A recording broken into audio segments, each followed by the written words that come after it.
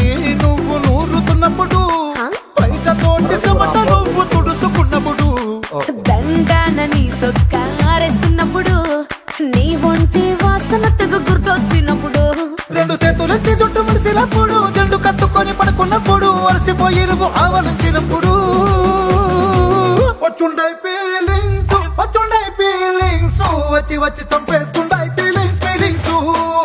వచ్చుండాయి